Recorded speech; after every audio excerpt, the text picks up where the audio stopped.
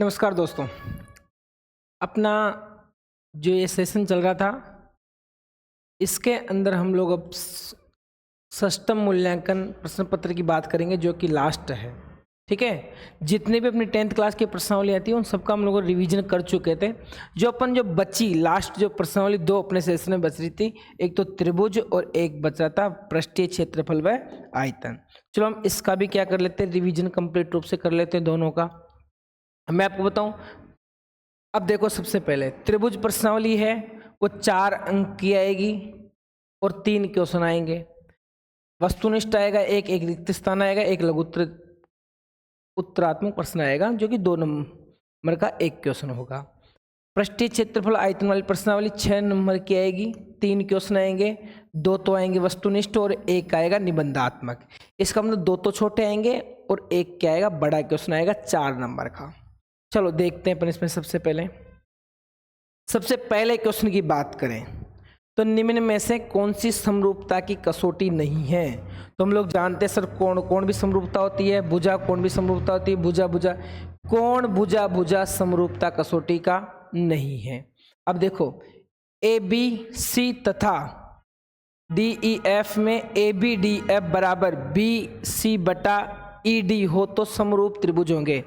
ठीक है, जब यदि ये समरूप त्रिभुज है तो कौन सा कोण किसके बराबर होगा। पहले दोनों त्रिभुज अपन बना के देख लेते हैं। देखो इधर ए बी और सी, और त्रिभुज कौन सा है, डी ई और एफ। चलो देखो, सबसे पहले ए बी का अनुपात डी एफ के बराबर, तो ए बी का जो अनुपात तो किसके बराबर है, डी और एफ के बराबर। इसके बाद देखो बी सी का अनुपात है ई डी के बराबर, तो बी सी का अनुपात है ई और डी के बराबर। ठीक है, ये वजन नहीं है इसमें। चलो ध्यान दो इधर। अब देखो इधर, तो यहां से कौन सा कोण बराबर होगा, तो आप लोगों को पता चल रहा है सीधा सीधा सर कि देखो यहां से सर इन दोनों भुजाओं के बीच में कोण कौन सा है, डी। यहाँ कोण कौन सा है, बी। इसका मतलब कोण बी किसके बराबर हो गया, कोण डी के बराबर हो गया। तो अपने प्रश्न का उत्तर देखो, बी और ई बराबर नहीं हो सकता, बी और ई बराबर नहीं हो सकता, क्योंकि भुजाएं और उनके बीच का कोण क्या हो जाएगा, बराबर हो जाएगा, समरूप है। तो एस ए एस समरूपता कसौटी नियम से। अब देखो डी ई समांतर बी सी के, और ए डी बराबर 4 और डी बी बराबर 6 और ए बराबर 5 हो तो इसी का मान ज्ञात कीजिए। कहते हैं ये दोनों बताओ क्या एक दूसरे के समरूप है। चलो मैं इसको थोड़ा सा जूम कर लेते हैं हम लोग इसको, आपको ताकि चित्र बढ़िया अच्छे से दिखाई दे सके। लीजिए लो पहला। अब देखो ए डी का मान सवाल में दे रखा है 4, ठीक है, और बी डी का मान सवाल में दे रखा है 6, और ए का मान है 5, और ये ई सी का मान पूछे, इसको मैंने एक्स मान लिया। आपको पता है यदि ये दोनों भुजाएं एक दूसरे के समांतर है, क्या है, समांतर, तो आधारभूत समानुपाती प्रमेय से इनकी भुजाओं का अनुपात भी क्या होगा, बराबर होगा। तो यहां से मैं कह सकता हूं सीधा सीधा 4/6 किसके बराबर हो जाएगा, 5/x के बराबर। इसका इधर तो 4x बराबर 5×6 = 30, तो x का मान 30 में 4 का भाग देने पर 7 चौक 28, बचे कितने, 2, और 20 में कितनी बार जाएगा, 5 बार, 5 चौक 20। इसका मतलब उत्तर कितना आ गया, x बराबर आ गया 7.5 सेंटीमीटर। ठीक है, चलो नेक्स्ट प्रश्न। एक गोले का व्यास 6 सेमी है, तो गोले का आयतन क्या होगा, और पाई के रूप में अपने को सवाल का जवाब देना है। तो सबसे पहले गोले के आयतन का आपको सूत्र पता होना चाहिए। तो गोले के आयतन के सूत्र की हम लोग बात करें सर, गोले का आयतन का सूत्र होता है 4/3 पाई आर क्यूब। तो 4 का 4, 3 का 3, पाई का मान नहीं रखना है क्योंकि सवाल में उत्तर पाई के रूप में है। और आर का मान बोलो 6×6×6, 3 दूनी 6। ठीक है, 6×6 = 36, कुछ गड़बड़ थोड़ी किया। अच्छा व्यास दे रखा, सॉरी सवाल में क्या दे रखा, व्यास, तो व्यास का आधा क्या हो जाएगी, त्रिज्या, तो मैं 3 रखूंगा, ठीक है ना। तो थोड़ी सी यहाँ पर मेरे गड़बड़ हो गई, ठीक है। तो गुणा पाई गुणा 3 गुणा 3 गुणा 3, तो 3 से 3 गया, 3 चौक 12, 12 तिया 36, तो उत्तर कितना आ गया 36 पाई, अपने क्या आ गया, सवाल का उत्तर आ गया, ठीक है। तो 36 पाई सेंटीमीटर क्यूब। नेक्स्ट क्वेश्चन, यदि किसी घन की भुजा P है तो घन का विकर्ण क्या होगा। घन का विकर्ण यदि भुजा A होती है तो √3a होता है, तो यहाँ A की जगह P है तो क्या आ जाएगा, P √3 आ जाएगा, सीधी सी बात है। अब देखो घन का विकर्ण ये है, घनाभ का विकर्ण भी मैंने आपको पढ़ाते समय लिखवाया था, √L का स्क्वायर प्लस B का स्क्वायर प्लस H का स्क्वायर, तो ये याद रखने की बातें हैं, ठीक है ना। नेक्स्ट सवाल पे हम बात करें, तो नेक्स्ट सवाल क्या है, आपने पढ़ लिया होगा, अर्धगोले का संपूर्ण पृष्ठीय क्षेत्रफल। तो अर्धगोले की बात करें अपन, किसकी बात करें, अर्धगोला। तो अर्धगोले के अंदर एक तो होता है कर्व सरफेस एरिया, एक होता है टोटल सरफेस एरिया, और एक इसका सा वॉल्यूम। तो कर्व सरफेस एरिया होता है 2 पाई r का स्क्वायर, टोटल सरफेस एरिया 3 पाई r का स्क्वायर, और वॉल्यूम 2/3 पाई r क्यूब। तो अपने प्रश्न का उत्तर क्या हो जाएगा, संपूर्ण पृष्ठीय क्षेत्रफल तो 3 पाई r स्क्वायर रहेगा। आपको आशा करता हूँ समझ में अच्छी प्रकार से आ रहा होगा, ठीक है। एक शंकु की ऊंचाई दे रखी है 12 सेमी, आधार की त्रिज्या 5 सेमी, तो शंकु की तिर्यक ऊंचाई इस प्रकार से, कोई शंकु है, आधार की त्रिज्या कितनी बताओ 5, ये ऊंचाई कितनी 12, तो ये ऑटोमेटिक कितने 13 सेमी। देखो थीटा के सामने 90 के सामने कर्ण हो गया, तो 12 का स्क्वायर 144, 5 का स्क्वायर 25, 25 169, और 169 का वर्गमूल कितना आ जाएगा 13 आ जाएगा। तो मुझे ये बताने की जरूरत नहीं है, आपको सीधा सीधा पता चलता होगा, ठीक है ना। चलो नेक्स्ट, एक भुजा 7 सेमी वाले घनाकार ब्लॉक के ऊपर अर्धगोला रखा हुआ है। अर्धगोले का अधिकतम व्यास कितना हो सकता है, जितनी भुजा होगी उतना ही क्या हो जाएगा, व्यास हो जाएगा। तो ये तो अपने को सबको मालूम है। नेक्स्ट सवाल बात करते हैं अपन, एक शंकु तथा बेलन के आधार तथा ऊंचाइयां क्या दोनों समान है। आधार और ऊंचाइयां दोनों क्या समान है। बेलन के आधार तथा ऊंचाइयां समान है, इसके आयतनों का अनुपात ज्ञात कीजिए। इसका मतलब आधार समान है तो त्रिज्याएं भी समान होगी, 100% बात है यहाँ से, और ऊंचाइयां समान है। इसका मतलब एक तो मैं अपने पास है बेलन, ठीक है, और एक अपने पास में कौन, शंकु, ठीक है। इसकी त्रिज्या r है तो इसकी भी त्रिज्या क्या है r, इसकी ऊंचाई h है तो इसकी भी ऊंचाई क्या है h। आयतनों का अनुपात लेना है, तो पहले आगे शंकु लिखा हुआ बाद में बेलन लिखा हुआ है, तो शंकु का आयतन, शंकु का वॉल्यूम बटे बेलन का वॉल्यूम, बेलन का वॉल्यूम। शंकु का आयतन बोलो 1/3, 1/3 पाई r स्क्वायर h, और बेलन का कितना होता है पाई r स्क्वायर h। ये तो पता चली गया होगा अपने को सीधा सीधा ही। अब देखो यहाँ से पाई से पाई गया, क्योंकि r h सब बराबर है, तो क्या आ गया बटे में 1/3, और 1/3 का मतलब 1:3 आने वाला है। तो सवाल का जवाब क्या आ गया, 1:3 आ गया। चलो ऑप्शन नंबर ए अपने प्रश्न का उत्तर रहने वाला है। आगे देखो, यदि त्रिभुज हो तो भुजा ए बी किसके समानुपाती होगी। तो बताओ ए और बी किसके समान, पी और क्यू के, किसके हो जाएगी, पी क्यू के।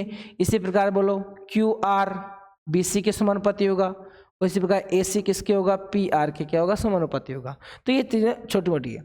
यदि एक संख्या किसी त्रिभुज की दो भुजाओं के अनुपात में विभाजित कर तीसरी भुजा क्या होगी, समांतर होती है, ठीक है। ये आधारभूत समानुपाती प्रमेय होती है, क्या होती है, आधारभूत समानुपाती प्रमेय है ये, ठीक है। सभी वृत्त एक दूसरे के क्या होते हैं, समरूप होते हैं। तो ये छोटे छोटे प्रश्न अपने पास में है ना। चलो नेक्स्ट अपन बात करें, देखिए यहां से अपने को ये दोनों त्रिभुज एक दूसरे के समरूप है, ये वाले ओ डी सी, ये त्रिभुज, थोड़ा सा मैं इसको जूम करता हूं ना ताकि अपने को क्या थोड़ा उत्तर निकालने में आसानी रहे, ठीक है। उधर गया कि इसके मान वगैरह जो भी है, ठीक है, चलो चल जाएगा, कोई दिक्कत नहीं उसमें, है ना। ध्यान देना,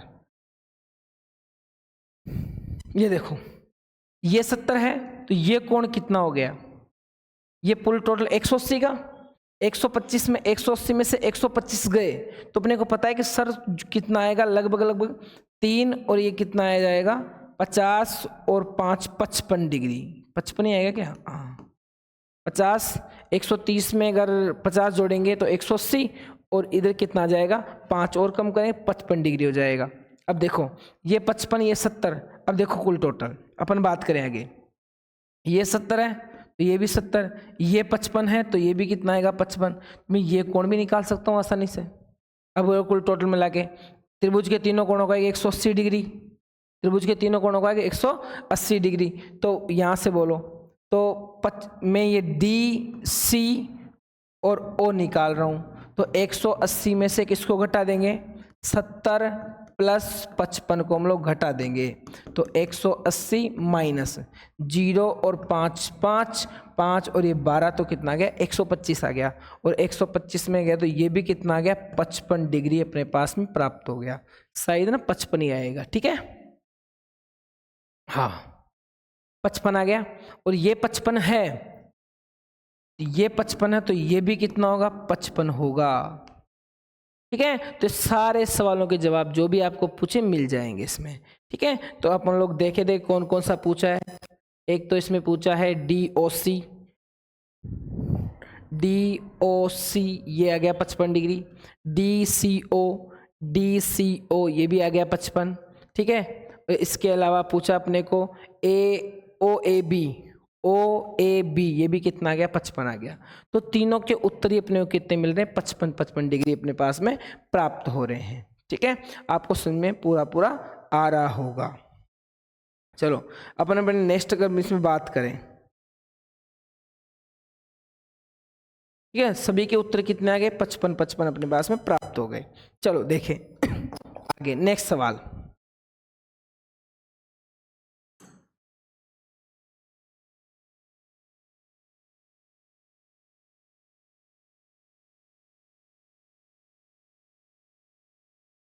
ये सिद्ध करने वाला सवाल है, ठीक है। तो सबसे पहले अपने को पता होना चाहिए एक समलंब चतुर्भुज है, और समलंब मैं आपको सिद्ध नहीं करवाऊंगा, सीधा आपको स्वयं करना है, मैं बता रहा हूं क्या क्या करना है, ठीक है। ये अपने पास में समलंब चतुर्भुज है, आप तो समझ लो ये समलंब चतुर्भुज हो गया, ठीक है, ये समलंब चतुर्भुज हो गया, और नाम दे देंगे इसका ABCD, ठीक है।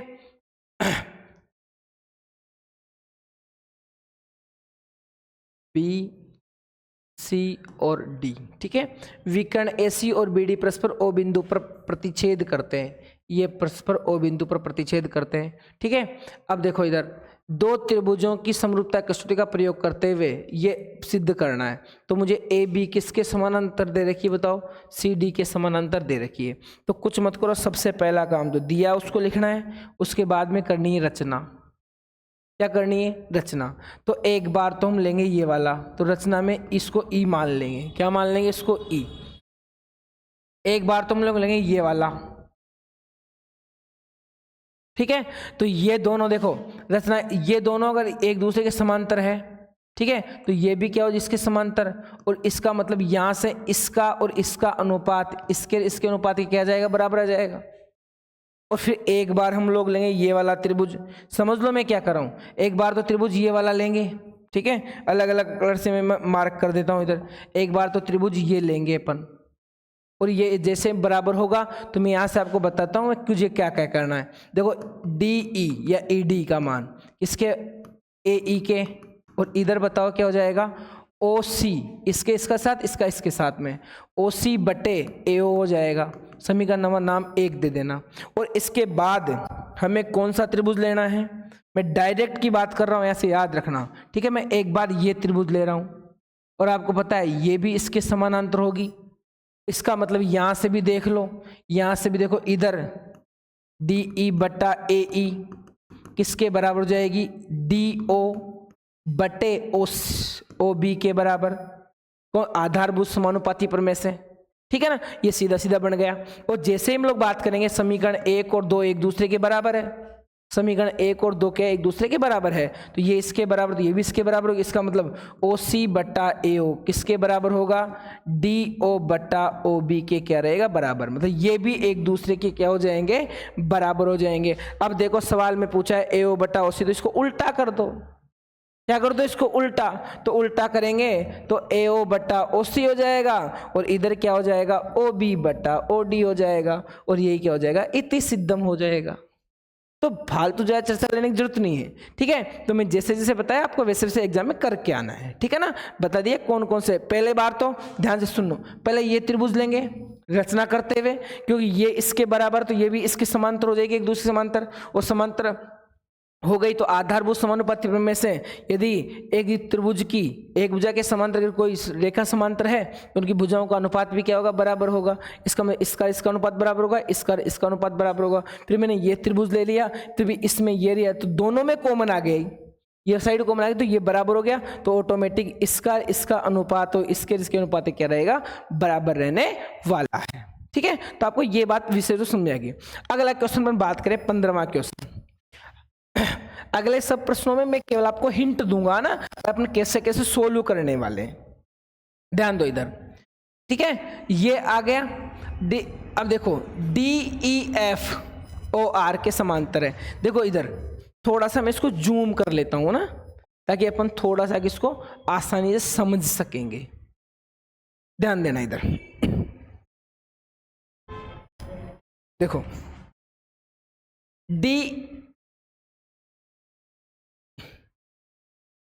D और F, ये DF, ठीक है, इसके समांतर है। O और R के, ये एक दूसरे के समानांतर है, ठीक है। सॉरी ये नहीं, ये वाली, ठीक है। DF, D और F किसके समानांतर है, OR के समांतर। इसी प्रकार E और D, सॉरी EF, ये वाली EF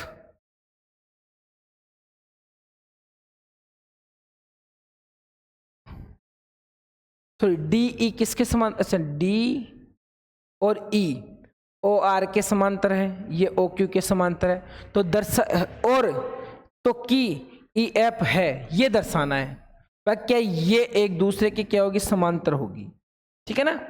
ये अपने को दर्शाना सवाल में, क्या ये भी एक दूसरे की क्या होगी, समांतर होगी। अब ध्यान से देखो इधर, सबसे पहले मैं जो कर रहा हूं वही काम करना है। एक त्रिभुज तो ये लेना है,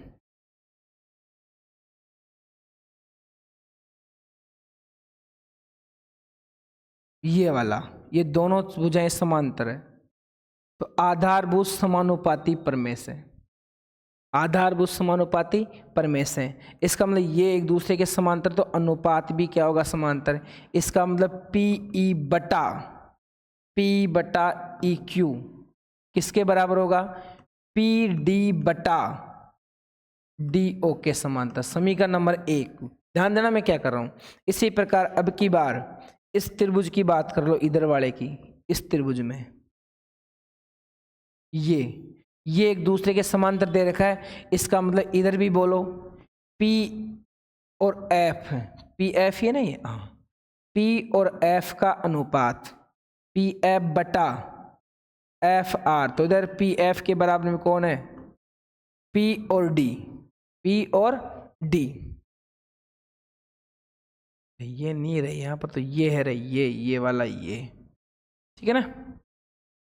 P और D के अनुपात में कौन है अपने पास में, DO है। समीकरण नंबर 2, यहाँ से 1 और 2 बराबर है, और 1 किसके बराबर है, 2 के बराबर। तो बच्चे वालों सीधा सीधा देख लो, तो PE बटा EQ किसके बराबर आ जाएगा, PF बटा FR के बराबर आ जाएगा। इसका मतलब यहाँ से सीधा सीधा पता चल रहा है अपने को कि ये वाला जो है, ये इसका और इसका अनुपात इसके अनुपात के बराबर है। यदि एक त्रिभुज में यदि अनुपात बराबर है, तो क्या तीसरी भुजा के समांतर शेष दो भुजाओं को क्या रेखाएं एक दूसरे के समांतर होगी, आधारभूत समानुपाती प्रमेय के व्युत्क्रम से। किससे, व्युत्क्रम से। तो E और F किसके समांतर हो जाएगी, ई और एफ समांतर होगी क्यू और आर के हो जाएगी। ये अपने को सिद्ध करना है। तो दोबारा समझ लो क्या करना है, ध्यान से समझोगे तब अपना सवाल का उत्तर आएगा। पहले बार में क्या करना है बताओ सबको, मुझे ये त्रिभुज लेना है पी क्यू ओ और पी ई डी ये वाला।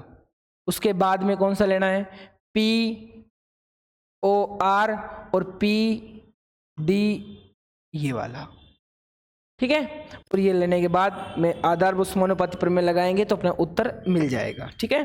Next question. इतना समय नहीं है क्या कि वीडियो का ज़्यादा लंबा बन जाता है, और आपके हम लोगों ने क्या आपको पहले सब कुछ सॉल्यूशन करवा चुके सबका, ठीक है, इसलिए। अब देखो इधर, इसका भी केवल बताएंगे भाई कैसे क्या हल होगा, ज़्यादा इसमें भी चर्चा नहीं करने वाले। एक गुलाब जामुन उसके आयतन का लगभग 30% चाशनी होती है। 45 गुलाब जामुन लगभग कितनी चाशनी होगी ज्ञात करना। 45 गुलाब, प्रत्येक गुलाब जामुन एक बेलन के आकार का जिसके दोनों सिर पर अर्धगोले और जिसकी लंबाई 5 सेमी और व्यास कितना है 2.8 सेमी है। तो सबसे पहले एक बेलनाकार अर्धगोलाकार जुड़ा हुआ है, तो इस आकार का क्या है, एक गुलाब जामुन है, ठीक है, जिसके ऊपर दोनों क्या जुड़े हुए हैं, अर्धगोले जुड़े हुए हैं, ठीक है। अब देखो इधर, सबसे पहले इसकी लंबाई है 5 सेमी। कितनी है इसकी लंबाई, 5 सेमी है पूरे गुलाब जामुन की। व्यास है 2.8, ये पूरी कितनी है 2.8, तो कितनी बची 1.4। तो यहाँ से यहाँ तक की जो त्रिज्या बच गई वो कितनी बच गई, 1.4 बच गई। इसका ये 1.4 तो ये भी 1.4 होगी, और ये 1.4 इधर भी 1.4 होगी, और ये भी 1.4 होगी। इसका मतलब कुल मिला के जो बेलन की जो ऊंचाई बचेगी अंदर से, इसका मतलब 5 में से कितना घटाएंगे, 2.8 घटाएंगे। कितना घटाएंगे 5 में से, 5 में से हम लोग घटाएंगे 2.8, तो 10 में से 8 गया तो 2 बचेगा, और इधर भी कितना आ जाएगा, 4 में से 2 गया तो 2 बच जाएगा। इसका मतलब ये कितनी है 2.2 सेमी, ठीक है, 2.2 सेमी बच जाएगी। अब देख लो सबसे पहले, अब ये तो बाद में करना है जो भी करना है जो, तो सबसे पहले तो क्या लिखा लो, एक गुलाब जामुन का आयतन, एक गुलाब जामुन का आयतन। और इसमें एक गुलाब जामुन के आयतन की बात करें तो बताओ एक गुलाब जामुन का आयतन कैसे निकलेगा।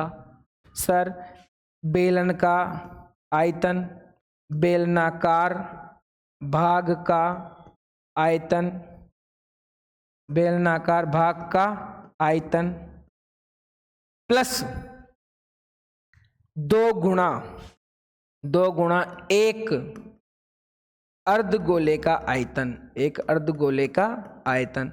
2 से क्यों गुणा किया, क्योंकि इसका दोनों का आ गया। तो बेलन का आयतन जानते हैं आप, पाई आर स्क्वायर एच होता है। और इसी प्रकार इधर भी अर्धगोले का 2 गुणा अर्धगोले का 2 पाई आर का क्यूब होगा, ठीक है, सॉरी 2/3। अर्धगोले का आयतन की बात करें ना, 2/3 पाई आर का क्यूब हो जाएगा, ठीक है।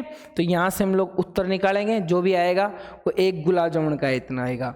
मुझे कितना ज्ञात करने हैं, 45 गुलाब जामुनों की। तो किससे गुणा करना है इसको, 45 से। देखो मैं क्या कर रहा हूँ, किससे गुणा करना, 45 से। और जो भी आयतन आए 45 गुलाब जामुनों का, उसका क्या निकाल लेना, 30% निकाल लेना। इसका मतलब उससे किससे गुणा करना है, 30 से गुणा करना है। ये तो केवल एक गुलाब जामुन का इतना आया, और जब मुझे 45 गुलाब जामुन की आवश्यकता होती तो मैं इधर भी किससे गुणा कर लूँगा, 45 से गुणा कर लूँगा। और जो भी ये गुणा होके आए उससे किससे गुणा करना, लास्ट में 30%, और 30% का मतलब 30/100 से क्या कर देंगे, गुणा कर देंगे, तो अपना उत्तर निकल करके आ जाएगा, ठीक है। अब अपन नेक्स्ट क्वेश्चन को समझते हैं, ध्यान दो इधर। एक लकड़ी के एक ठोस बेलन के प्रत्येक सिरे पर एक अर्धगोला खोदकर निकालते हुए एक वस्तु बनाई गई है। बेलन की ऊंचाई 10 सेमी है, आधार की त्रिज्या 3 वस्तु का संपूर्ण पृष्ठीय क्षेत्रफल ज्ञात कीजिए। लकड़ी के एक ठोस बेलन के प्रत्येक सिरे पर अर्धगोला खोदा है। देखो इधर बेलन है, इसके अर्धगोला खोद दिया साहब इस प्रकार से, ये अर्धगोला इधर खोद दिया और ये अर्धगोला इधर खोद दिया। ठीक है। ऊंचाई है बेलन की 10 सेमी, ये 10 सेमी ऊंचाई हो गई। आधार की त्रिज्या है 3.5 सेमी, 3.5 सेमी। तो संपूर्ण पृष्ठीय क्षेत्रफल ज्ञात कीजिए। दुनिया का आसान काम। सबसे पहले बेलन का वक्र पृष्ठ, संपूर्ण पृष्ठीय आयतन की बात, क्षेत्रफल की बात कर रहे हैं, तो यहां से मैं सीधा सीधा लिख देता हूं आपको समझाने के लिए। किसका? बेलन का वक्र पृष्ठ, बेलन का कर्व सरफेस एरिया, ठीक है, प्लस अंदर तो अर्धगोला बन गया, यह भी अंदर, तो 2 गुणा 1 अर्धगोले का कर्व सरफेस एरिया।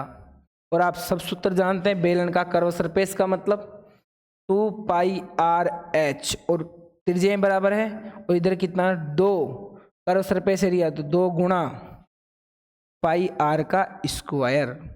और दोनों में से आराम से हम लोग उत्तर निकाल सकते हैं। दोनों में से 2 पाई और r कॉमन है, क्या बच गया h, और 2 और साथ में क्या बच गया r बच गया। तो आप उत्तर आराम से क्वेश्चन के रख करके निकाल सकते हैं। चलो नेक्स्ट प्रश्न की अपन बात करें तो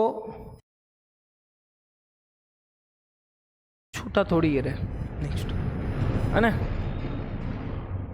आकृति में दर्शाए गए एक सजावट के लिए प्रयोग होने वाले ब्लॉक 2 ठोस से मिलकर बना है। किससे मिलकर बना है? 2 ठोसों से मिलकर बना है। ध्यान दो इसमें, इनमें से एक घन है और दूसरा अर्धगोला है। इस ब्लॉक का आधार 5 सेमी है या कोरे हैं वाला घन है। इसके ऊपर लगे हुए अर्धगोले का व्यास 4.2 सेमी है। इस ब्लॉक का संपूर्ण पृष्ठीय क्षेत्रफल ज्ञात कीजिए। कुछ मत करो साहब, देखो इधर, यहां से घन का टोटल सरफेस एरिया प्लस अर्धगोले का कर्व सरफेस एरिया, अर्धगोले का कर्व सरफेस एरिया, और इसमें से क्या घटाना है? एक वृत्त का क्षेत्रफल, एक वृत्त का क्षेत्रफल। अब देखो यहां से घन का टोटल सरफेस एरिया 6a² होता है, क्या सबको पता है। अर्धगोले का कर्व सरफेस एरिया 2πr का स्क्वायर, और एक वृत्त का क्षेत्रफल πr²। अब देखो यहां से अर्धगोला और एक वृत्त का भाग, दोनों की त्रिज्याएं समान है, तो यहां से त्रिज्या यदि व्यास कितना है 4.2 आधा करेंगे तो 2.1 सेमी त्रिज्या का मान आ गया। और घन की भुजा 5 दे ही रखा है, और ये सेम टू सेम दोनों घटा देंगे तो 6a² प्लस πr का स्क्वायर बचेगा। ये 6 का 6, a का मान है अपने पास में 5 का स्क्वायर, प्लस पाई का मान 22/7 और r का मान 2.1 गुणा 2.1। उत्तर निकालेंगे 0.3 आएगा। 5 का स्क्वायर 25, 25 का 6 से गुणा, 25 सिक्की 150, ठीक है, प्लस 21 तिया 63, तो 22 गुणा 21 तिया 63, तो 0 पॉइंट कितना आ गया 63 आ गया। और इनको जैसे उत्तर निकालेंगे मतलब गुणा करेंगे अपना उत्तर आ जाएगा। ठीक है, आप एक कर लेना जो गुणा भाग। नेक्स्ट क्वेश्चन, एक कलमदान के आकार की लकड़ी से बना है जिसमें कलम रखने के लिए 4 शंक्वाकार गड्ढे बनाए गए। तो मैं इसको भी आपको समझाऊंगा। प्रत्येक गड्ढे की त्रिज्या इतनी, पूरे कलमदान का आयतन ज्ञात कीजिए। इसका मतलब कलमदान किसके आकार का? घनाभ के आकार का। तो घनाभ का आयतन, घनाभ का आयतन, और उसमें से क्या कम कर दो 4 गुणा 1 शंकु का आयतन, 1 शंकु का आयतन, 1 शंकु का आयतन मुझे क्या करना है? कम करना है। तो आप जानते हैं घनाभ का आयतन लंबाई गुणा चौड़ाई गुणा ऊंचाई। ये लो साहब, लंबाई गुणा चौड़ाई गुणा ऊंचाई माने 4 गुणा शंकु का आयतन पाई 1/3 πr² h। तो पाई का मान 22/7 ले लेना। जो त्रिज्या है गड्ढे की 0.5 सेमी है और इसकी जो ऊंचाई है या गहराई की जो बात हो कितनी 1.4 सेमी है, जिससे उत्तर अपना मिल जाएगा। चलो लास्ट, एक ठोस खिलौना एक अर्धगोले के आकार का जिसके ऊपर लंबवर्तीय शंकु अध्यारोपित है। ठीक है, एक ठोस अर्धगोले के आकार का है जिसके ऊपर एक लंबवर्तीय शंकु आरोपित है। इस शंकु की ऊंचाई 2 सेमी है, आधार का व्यास 4 सेमी। खिलौने का आयतन निर्धारित कीजिए। यदि एक लंबवर्तीय बेलन पर परिगत हो तो बेलन और खिलौने का आयतनों का अनुपात ज्ञात कीजिए। देखो इधर इस प्रकार का एक खिलौना है, ठीक है, अर्धगोला, ये अर्धगोला लगा हुआ है और इस पूरे को किस में डुबोया गया है, एक किस में रखा गया है, बेलन में रखा गया है। ठीक है, कहने का मतलब ये है, क्वेश्चन का डायग्राम सीधा सीधा ही बनेगा। अब सवाल कह रहा है कि देखो इधर लंबवर्तीय शंकु अध्यारोपित है, किसके ऊपर है, अर्धगोले के ऊपर। इस शंकु की ऊंचाई है 2 सेमी।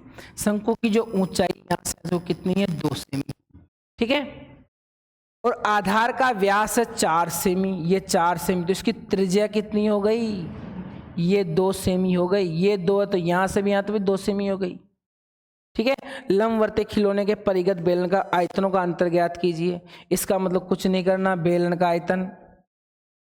का आयतन माइनस खिलौने का आयतन।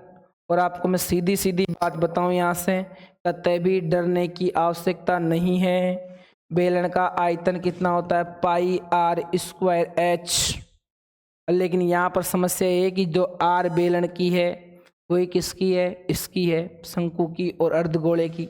ठीक है, माइनस खिलौने का आयतन, शंकु का आयतन प्लस अर्धगोले का आयतन। तो खिलौने का आयतन मतलब क्या हो गया, शंकु का आयतन प्लस अर्धगोले का आयतन। ठीक है, तो देखो यहां से πr²h, शंकु का आयतन कितना हो जाएगा 1/3 πr²h हो जाएगा। ठीक है, और प्लस अर्धगोले का आयतन πr³ रहेगा।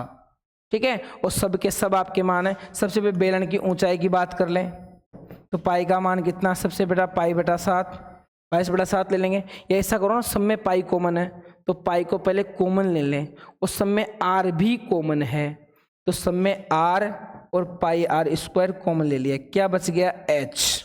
यहाँ माइनस लगाते हुए यहाँ 1/3 बच गया और 7 πr² गया, एक तो h बच गया साथ में, और इसी प्रकार क्या बच गया, एक r बच गया। लेकिन ये माइनस में आएगा, माइनस गुणा होगा तो क्या बन जाएगा, माइनस का r। तो यहाँ से आसानी से उत्तर मिल जाएगा 22/7, और r का मान है जो कितना है, यहाँ से 2 है ना, व्यास 4 है तो आधी, तो 2 × 2। h का मान कितना है 4, देखो 2 और 2 4, कुल ऊंचाई कितनी आ गई 4, माइनस 1/3, ये 1/3, और h का मान है 4, माइनस r का मान कितना है, r का मान है 2। r का मान कितना है, r का मान 2 ही तो है, बिल्कुल सही है। ठीक है, ऐसे करेंगे तो 22 × 4, 22 चौक 88/7 गुणा, यहां से देखते हैं सबसे पहले तो एक तो 4 बच गया, माइनस 2 में से 2 गया, 2 बच गया। ठीक है, तो 2 में से कितना घटाना है, 4/3 घटाना है। 2 में से कितना घटाना, 4/3, तो कुल मिला के 88/7 गुणा 3 दूनी 6, और 6 में से 4 गया, 3 दूनी 6, 6 में से 4 गया, कितना बन गया, 2/3 बच गया। ठीक है, तो ये अपने प्रश्न का क्या आ जाएगा, उत्तर अपने पास में निकल करके आ जाएगा। ठीक है, जो भी हम गुणा करेंगे आ जाएगा। चलो नेक्स्ट क्वेश्चन, एक कोई तंबू एक बेलन के आकार का है जिस पर क्या अध्यारोपित है, एक शंकु अध्यारोपित है। ठीक है, बेलनाकार भाग की ऊंचाई और व्यास क्रमशः आपको दिए गए, शंकु की तिर्यक ऊंचाई आपके पास में। ठीक है, लगने वाले प्रयुक्त कैनवास की जो लागत है वो अपने को ज्ञात करनी है। ठीक है, तो ये क्वेश्चन भी सबसे आसान प्रश्न में है। अब देखो सबसे पहले हम कैनवास के बाद, आधार कैनवास से ढका नहीं गया है, तो सबसे उत्तर और आसान प्रश्नों में से प्रश्न मिलता है अपने को एक, और अच्छा प्रश्न है, इंपॉर्टेंट क्वेश्चन है, आने लायक प्रश्न बनता है। चलो ध्यान दो, होगा क्या इसमें अच्छा प्रश्न, इसको क्यों बता रहे हैं, क्यों अच्छा प्रश्न, ये भी अपन लोग सुन लेते हैं, ध्यान दे दे। एक कोई तंबू एक बेलन के आकार का है जिस पर एक शंकु अध्यारोपित है। चलो, एक बेलन के आकार का कोई तंबू है, ठीक है, इसके ऊपर क्या अध्यारोपित है, एक शंकु अध्यारोपित है। हो गया साहब शंकु अध्यारोपित। बेलनाकार भाग की ऊंचाई और व्यास क्रमशः यहां से यहां तक 2.1 मीटर। बेलनाकार भाग की ऊंचाई की बात कर रहे हैं, और इसका बेलनाकार भाग की ऊंचाई और व्यास टोटल है 4, तो इसके में त्रिज्या कितनी हो गई, 2 मीटर। ये कितना टोटल 4 मीटर, तो त्रिज्या कितनी हो गई, 2 मीटर हो गई। अब चलो आगे देखो, शंकु की तिर्यक ऊंचाई है 2.8 मीटर, और ये है तो ये है तो जितना ये होगा, एक ही तो बात है, तो ये तो 2 भी, इसकी भी त्रिज्या कितनी हो जाएगी, 2 मीटर हो जाएगी, ठीक है। तो प्रयुक्त बने कैनवास का क्षेत्रफल, कुल कैनवास का क्षेत्रफल, सबसे पहले सीधा सीधा बात है, बेलन का कर्व सरफेस एरिया प्लस शंकु का कर्व सरफेस एरिया, शंकु का कर्व सरफेस एरिया। बहुत आसान प्रश्न, इससे क्या आसान होगा, इससे ज्यादा।